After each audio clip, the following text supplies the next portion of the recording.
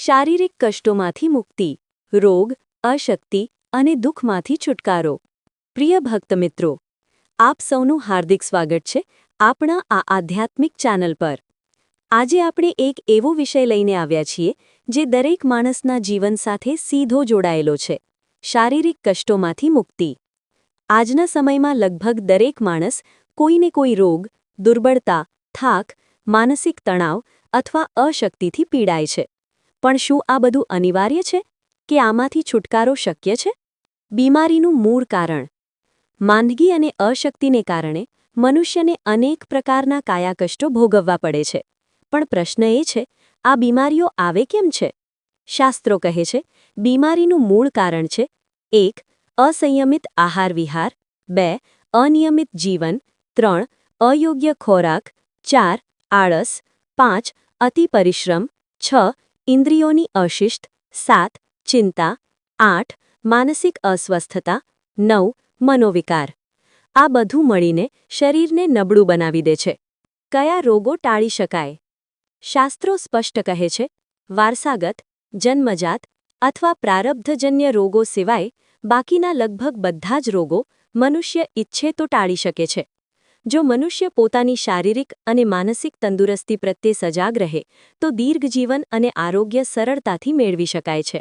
એક મહત્વની વાત: ઘણા ગરીબ લોકો સગવડ ન હોવા છતાં પણ નિરોગી અને તંદુરસ્ત રહે છે, અને ઘણા સુખી, સમૃદ્ધ લોકો રોગોથી પીડાતા રહે છે. આથી સાબિત થાય છે, આરોગ્ય ધન પર આધારિત નથી, પરંતુ જીવનશૈલી પર આધારિત છે. પ્રકૃતિના નિયમોની અવગણના. જ્યારે મનુષ્ય પ્રકૃતિના નિયમોને અવગણે છે અને અકુદરતી જીવન જીવવા લાગે છે, ત્યારે શરીરની જીવનશક્તિ ઘટી જાય છે. ફળસ્વરૂપ: 1. અશક્તિ, 2. થાક, 3. દુર્બળતા, 4. ઉદાસીનતા. આ બધું જીવનને ઘેરી લે છે, અને જરા સરખો આઘાત લાગતા પણ શરીર બગડી જાય છે. બીમારીના સાઇડ ઇફેક્ટ્સ. બીમારી માત્ર શરીરને નથી તોડતી, તે સાથે લઈને આવે છે: 1. ધનહાનિ, 2. ચિંતા, 3. પરિવારને હેરાનગતિ, 4. માનસિક તણાવ, 5. ભવિષ્યની અનિશ્ચિતતા, અને બીજાઓને પણ ચેપ લાગી જવાનો ભય રહે છે. અશક્તિ પણ રોગ છે. ઘણા લોકો કહે છે, હું બીમાર નથી, બસ થાકેલો છું. પણ યાદ રાખો, અશક્ત માણસ પણ એક રીતે બીમાર જ ગણાય. ભલે તે પથારીવશ ન હોય, પણ તે 1. ઉત્સાહભર્યા કાર્ય કરી શકતો નથી, 2. સર્જનાત્મકતા દેખાડી શકતો નથી, 3. ઉન્નતિ કરી શકતો નથી, 4. પૂરતી કમાણી કરી શકતો નથી. આ પણ એક પ્રકારની પીડા છે. મુક્તિનો માર્ગ. આ દુઃખમય સ્થિતિમાંથી બચવાનો માર્ગ છે: 1. કુદરતી જીવન, 2. સંયમિત આહાર, 3. સંયમિત વિહાર, 4. સ્વસ્થ વિચારધારા, 5. શિસ્તબદ્ધ જીવન. પણ આ બધું ત્યારે જ શક્ય બને જ્યારે મનુષ્યમાં સતોગુણની વૃદ્ધિ થાય.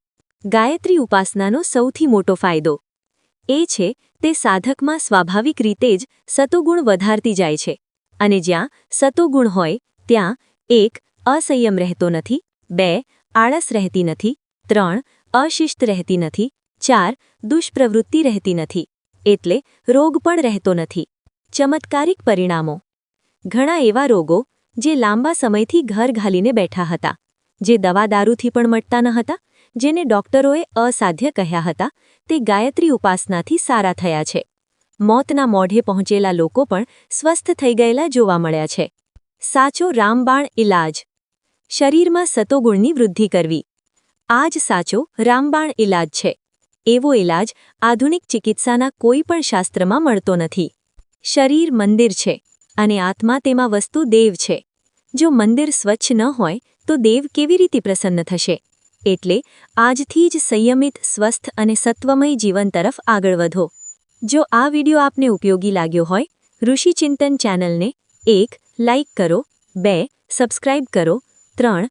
કોમેન્ટમાં લખો જય ગાયત્રી માતા, 4. બેલ આઇકન દબાવો, જેથી આવા વધુ આરોગ્ય અને આધ્યાત્મિક માર્ગદર્શન ભરેલા વિડિયો તમને મળતા રહે.